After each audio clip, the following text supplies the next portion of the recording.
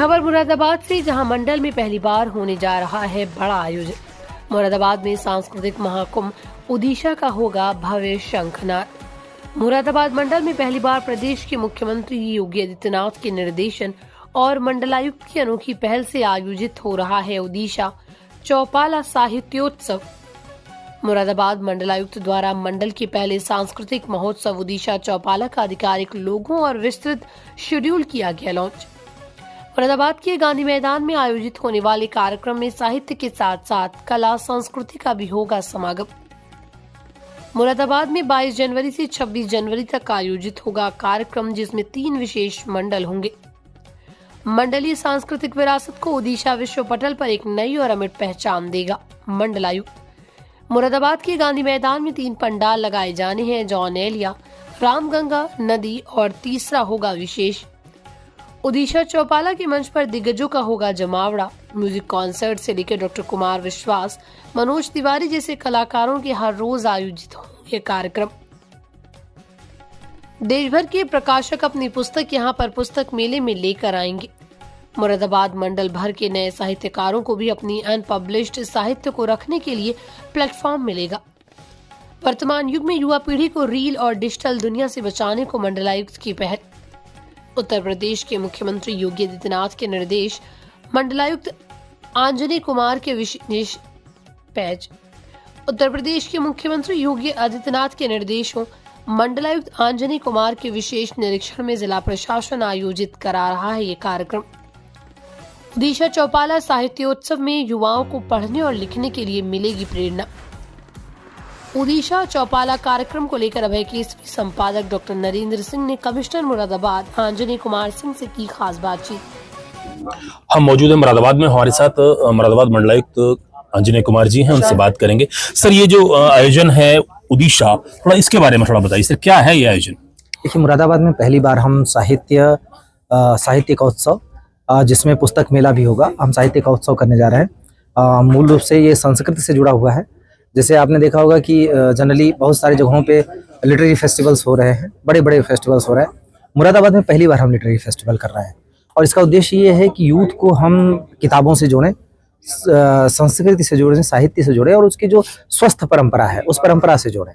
उनको कम से कम जो इस एरिया की, इस रीजन की जो भूली हुई जो संस्कृति के जो हमारे पॉजिटिव पहलू हैं, जो लोग भूलते जा रहे हैं, उनको भी याद दिलावें। साथ ही साथ किताबें, क्योंकि किताबें यहाँ पे जब चल के आएंगी तो ज़्यादा उनको कई सारे लोग हैं जो पढ़ना चाहते हैं, उससे ज़्यादा बेहतर तरीके से कनेक्ट करेंगे।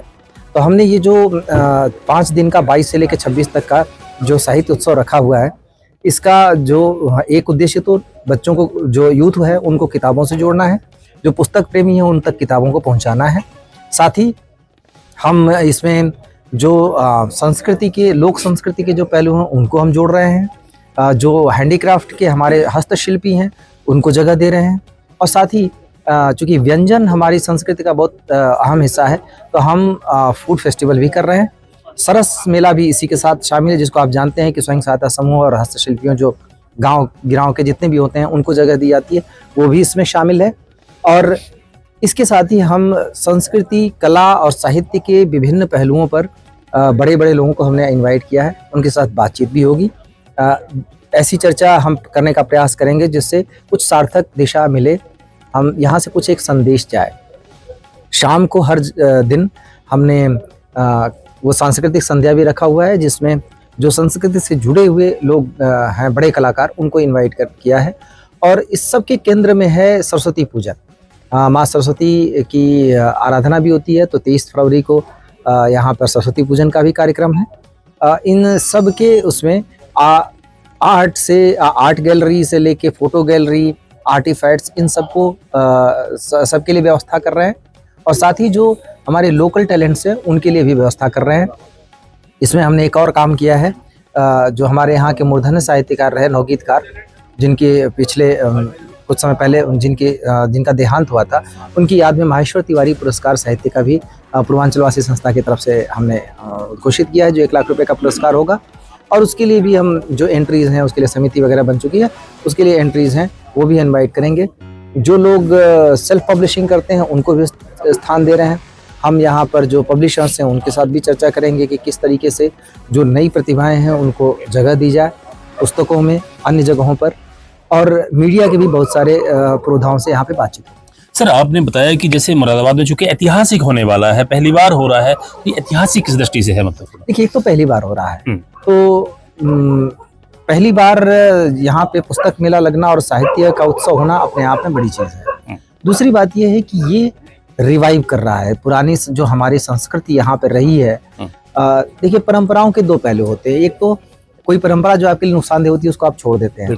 एक परंपरा का वो पहलू होता है जो आपके जीवन का अभिन्न हिस्सा होता है, जिसके बिना आपके जीवन में कमी होती है, और सिर्फ कमी नहीं होती, आपको नुकसान भी होता है। उस परंपरा को वापस लोगों को परिचित कराना। कई सारी परंपराओं के बारे में लोगों में भ्रम की स्थिति है, कई सारे तरीके के गलत चीजें हैं, और स्पष्ट रूप से सूचना ज़्यादा अगर रहेगी, लोगों को जानकारी ज़्यादा रहेगी, अवेयरनेस ज़्यादा रहेगी, तो वो अफवाहों के प्रभाव में नहीं आएंगे।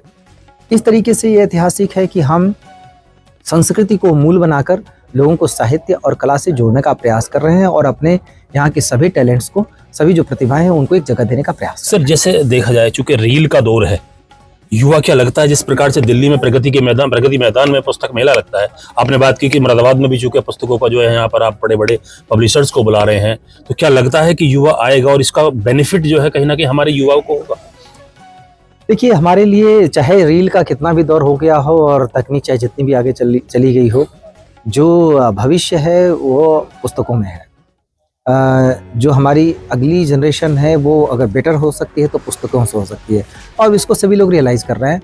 आप देखेंगे जिन देशों की हम अंधाधुंध नकल कर रहे हैं, यूरोपीय कंट्रीज़ हो, अमेरिकन कंट्रीज़ हो, वहाँ पे धीरे धीरे लोग वापस लौट रहे हैं पुस्तकों की तरफ। और वहाँ पर इस तरीके का जैसे सोशल मीडिया का उतना ज़्यादा जो पागलपन है वो धीरे धीरे ख़त्म हो रहा है। तो मुझे पूरा विश्वास है, सही जगह पे सही रास्ते पे सही रास्ता लोगों को दिखाना मुश्किल होता है, और एक बार जब सब लोगों को ये एहसास होता है कि सही रास्ता ये है, और अगर उनको समझ में आ गया तो उसकी तरफ जाएंगे। मुझे पूरा विश्वास है कि ये इस बार का जो हम करवा रहे हैं साहित्य महोत्सव, ये आगे आने वाले समय में निरंतर होता रहेगा और लोगों में पॉपुलर भी होगा, और इसके लिए हम प्रयास भी करेंगे। कोई विशेष संदेश कन्वे करना चाहेंगे?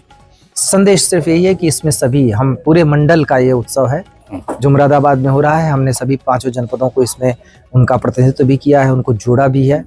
सभी यहाँ पर एक बार आएँ अवश्य उन 5 दिनों में, अपने आप को जोड़ें इससे। और मैं आग्रह लोगों से निवेदन करूँगा कि कंट्रीब्यूट करें। कंट्रीब्यूशन, आपकी उपस्थिति, आप यहाँ पर जब आते हैं अपने परिवार के साथ आते हैं, आपको एक नई चीज़ मिलती है। हर तरीके से इसको सफल बनाना सभी का दायित्व है, क्योंकि ये केवल किसी तरीके से व्यक्तिगत नहीं है। जो प्रारंभ किया गया है इसके पीछे एक दृष्टिकोण है, और माननीय मुख्यमंत्री जी ने बहुत पहले एक निर्देश दिया था कि 10 मिनट सभी स्कूलों में 10 मिनट तक बच्चे न्यूज़पेपर पढ़ेंगे। उसके पीछे एक दृष्टि है, उसी दृष्टि को और माननीय मुख्यमंत्री जी के ही निर्देश पर इस तरीके की पहल की जा रही है, ताकि लोगों को आगे के लिए दृष्टि मिल सके, एक बेहतर दिशा की तरफ हम बढ़ सकें। तो मुझे पूरा विश्वास है कि लोग ऐसा करेंगे, और यही मेरा आग्रह भी है कि उस नई जीवन दृष्टि के साथ जुड़ें जरूर, एक बार देखें जरूर। और मुझे पूरा विश्वास है कि सबको बहुत अच्छा लगेगा और आगे के लिए एक दिशा भी मिलेगी। Thank you. आपने सुना, आप अंजनी कुमार जी हैं, मंडलायुक्त मुरादाबाद। आपका कहना है कि लगातार 22 से लेकर 27 तक यहाँ पर ये पुस्तक मेला लगने वाला है। यहाँ पर बहुत सारे आयोजन होंगे, यहाँ बहुत सारे जो पुस्तकों के जो आयोजक हैं उनको रखा जाएगा, उनको बुलाया गया है। कैमरामैन कुणाल के साथ डॉक्टर नरेंद्र, गांधी मैदान, मुरादाबाद।